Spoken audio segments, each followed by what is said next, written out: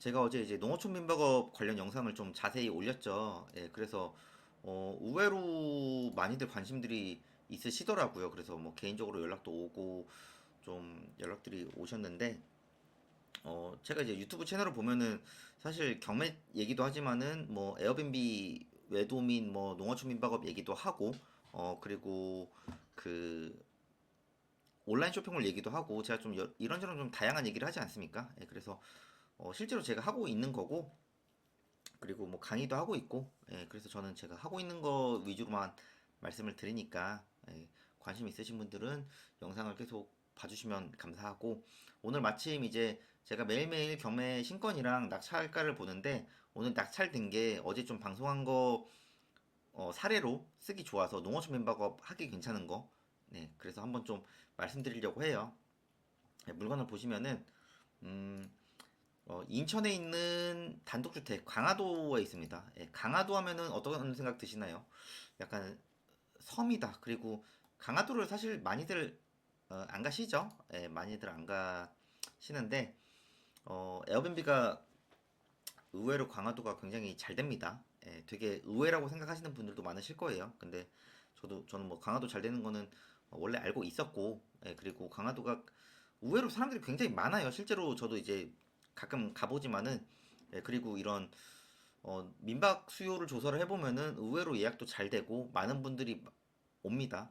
예, 그래서 요번 이 경매 사건 같은 경우에도 지금 21명이나 들어왔어요. 이분들 중에서 이제 낙찰 받으신 분이 이제 어떤 목적으로 쓴지 모르겠지만은 제가 볼 때는 농어촌 민박업 뭐 펜션 뭐 아니면 세컨드하우스 이런 정도를 하면은 너무나도 좋을 것 같아서 한번 이번 시간에 소개해 드리겠습니다.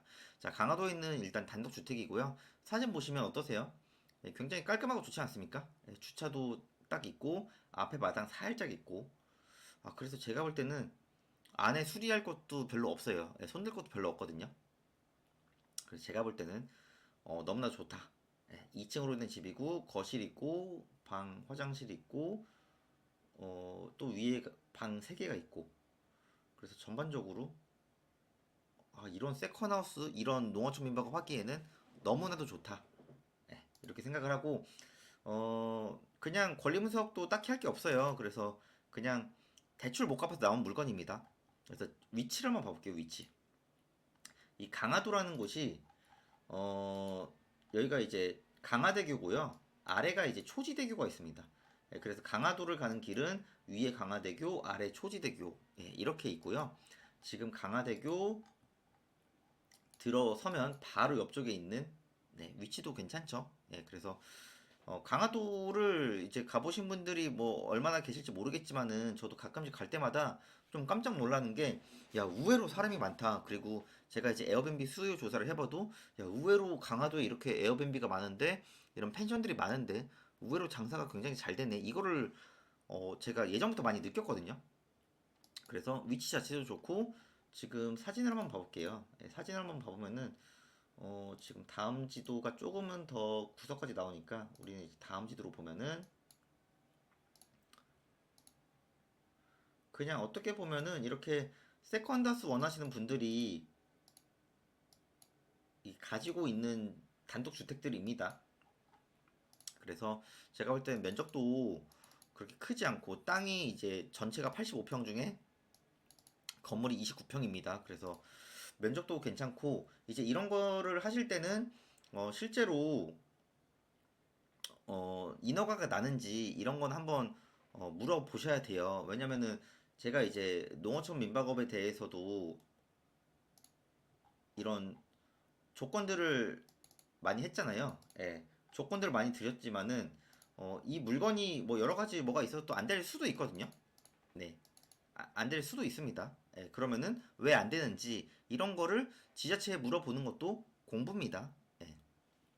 그래서 위치도 괜찮고 그리고 세컨다스 용도 그리고 앞에 이제 마당도 조그맣게 있잖아요. 그러면 이런 거는 가족 단위로 해도 되고 아니면 동물로 해도 되고 한 4명에서 6명 정도 완전 한 10명 이상은 조금 힘들고요. 이 정도 규모는. 그래서 어, 강화도가 이제 지도를 보면은 좀 수도권 쪽에서도 오시기도 굉장히 교통도 괜찮거든요. 예, 그래서 위치를 봤을 때도 제가 볼 때 충분히 괜찮은 것 같습니다. 자, 그러면 우리가 이제 강화도에 이런 농어촌 민박업을 한다고 했을 때 1박이 어느 정도 받을 수 있을까? 네, 한번 조사를 해볼게요. 이건 어떻게 들어가야 되냐? 에어비앤비를 들어가 보세요. 일단 제일 편한 건 에어비앤비긴 하거든요. 네, 에어비앤비를 들어가셔서 강화도를 검색을 해보시면 지금 이 강화도 쪽으로만 해도 500개 정도의 에어비앤비가 나옵니다. 예, 근데 어떻게 보면 이런 되게 평범한 펜션도 있는가 하면은 이 게스트용 별채라 그래서 이게 약간 컨테이너를 조금 개조를 이쁘게 해서 1박에 8만 원 받거든요. 근데 이런 숙소도 실제로 이런 뭐 달력 보면은 얼추 차 있습니다, 지금. 네, 그리고 후기들도 굉장히 괜찮죠. 그래서 강화도에 의외로 이런 에어비앤비가 굉장히 많은데 제가 이런 것도 예전에 다 분석을 해봤거든요. 근데 신기한 거는 예약이 정말 잘 됩니다. 물론 이렇게 독채 펜션이라 그래서 송림원이라는 이런 펜션도 완전히 이거는 프리미엄 한옥 펜션이죠. 네. 와, 이거는 제가 봐도 너무나도 훌륭합니다. 네. 그래서 이런 펜션은 1박에 한 30만 원 정도 받고 있어요. 그래서 인원은 최대 6명까지. 이런 거는 너무나도 예쁜 펜션이고요. 어떻게 보면은 경매물건 낙찰받은 펜션이랑 좀 비교할 만한 거는 어떤 게 있을까요? 뭐 이런 거? 네, 이런 펜션. 이거는 이제 낙찰된 물건보다는 조금 크죠. 그래서 8명까지 가능한데 우리는 제가 볼 때는 4명에서 6명까지는 가능합니다. 그럼 이거 1박에 얼마예요? 25만 원을 받고 있고 후기들도 굉장히 좋죠. 반려견이랑 즐거운 시간을 보냈다. 네, 노부부께서 지으신 아름다운 숙소다. 네, 당연히 뭐 주차는 되고 네, 의외로 10월달에 예약이 지금 많이 차 있죠. 네, 그래서 이런 예약 류를 보시고 실제로 내가 여기서 이제 농어촌 민박업을 한다고 하면은 1박에 어느 정도 받을 수 있는지 이런 걸 좀 체크를 해 보셔야 됩니다. 뭐 이런 독채. 이런 독채도 되게 넓죠, 이건. 네, 이건 엄청 넓거든요. 그래서 안에도 굉장히 예쁘네요. 그래서 이건 45만 원을 받고요. 45만 원인데도 다들 후기가 굉장히 좋습니다. 네, 예약도 좀 차 있고. 그럼 제가 이제 몇 번 분석을 해보니까 음, 의외로 지금 단가가 센데 예약은 잘 들어오거든요. 지금 후기도 굉장히 많아요. 지금 이쪽이 뭐 이런 거 자쿠지 있는 2층 집 이런 것도 45만 원 받잖아요.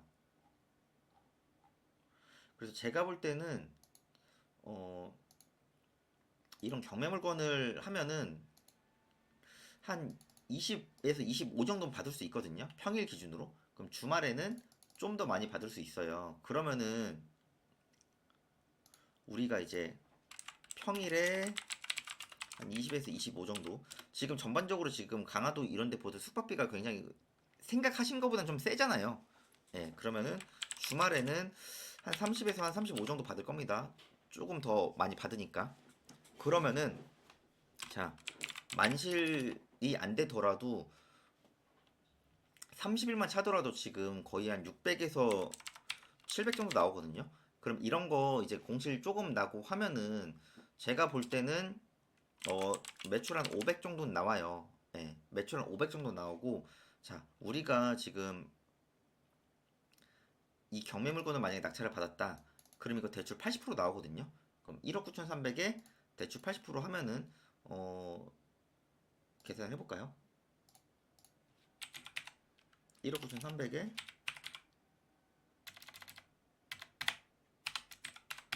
1억 5,400이죠. 자, 그러면 우리가 1억 5,400을 대출을 받았다 칠게요. 그럼 이거를 이제 주택이니까 원리금으로 빼거든요.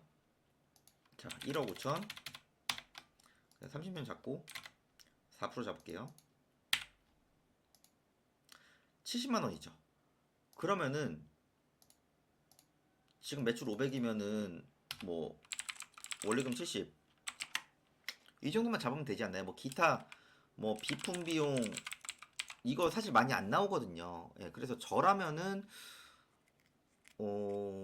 청소를 제가 하지 않을까. 예, 그게 안 되면은 조금 인건비 쓰면은 그래도 제가 볼 때는 뭐 300 이상 남거든요. 예, 그러니까 매출을 좀 더 많이 올리려고 내가 어떻게 노력을 해야겠죠. 그래서 저라면 어떻게 600에서 700 정도를 찍어보고 원리금이랑 그 다음에 인건비를 좀 어떻게 해서 저는 500 이상 만들 것 같아요. 이거를 이게 지금 시세 조사만 하더라도 지금 전반적으로 이 강화도 자체가 지금 단가가 굉장히 높잖아요. 근데 지금 후기들도 굉장히 많죠. 지금 보시면은. 그럼 이거 해야 돼요? 안 해야 돼요? 네. 이렇게 자갈 까는 것도 있고, 그냥 이렇게 완전 프리미엄으로 가는 것도 있고, 뭐 이런 거. 그 다음에 약간 이런 집. 그냥 이쁜 집이라고 하는데 조금 널찍하고, 앞에 이제 마당 있고, 앞에 이제 뷰가 좀 있고, 네. 어떻게 보면 이것도 이쁘다는 개념보단 깔끔하지 않습니까? 그쵸? 굉장히 넓네요. 바베큐 먹을 수 있고. 이런 집을 1박에 34만 원. 근데 이제 이런 집을 어떻게 가냐고 하는데 후기 보면 굉장히 좋잖아요, 지금. 네. 3대가 같이 이용했다. 네. 이런 집들이 많아요, 의외로. 추석 연휴 때도 섰다고 하고. 네. 그러니까 이런 것도 한번 관심을 가져보시고 이게 지금 1억 9,300이잖아요. 자, 그럼 이런 게 뭐가 있냐? 시세 차익도 있죠. 자, 그럼 시세 차익을 제가 아까 봐봤거든요. 네이버 부동산에서 이 강화군으로 가서 여기가 이제 강화대교 인근이잖아요. 여기에 이제 주택, 예, 주택 쪽을 보면은 지금 경매물건 나온 데 이쪽이거든요. 여기. 그럼 여기 물건이 하나가 뭐 여기도 있지만은 이거랑 비슷한 블럭에 있어요. 이게 그래서 이게 지금 3억 4천에 나왔어요. 그래서 딴 가격으로 해가지고 280에 지금 내놨거든요. 자, 그러면은 경매 물건은 지금 보시면은 이제 토지 면적이 85평입니다. 지분은 이제 도로 지분 일부 가져가서 이제 전체 토지는 85평 보시면 돼요.